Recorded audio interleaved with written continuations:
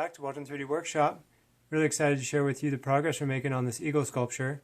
And as you can see, there's been quite a bit of progress since the last session. You can see all the pieces that have been added to the body and up into the wings.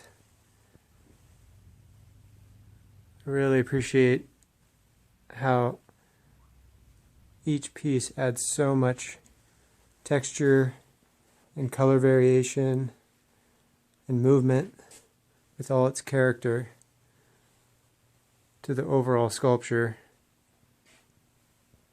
This is one of the reasons I love using the material that I use. And there you have it.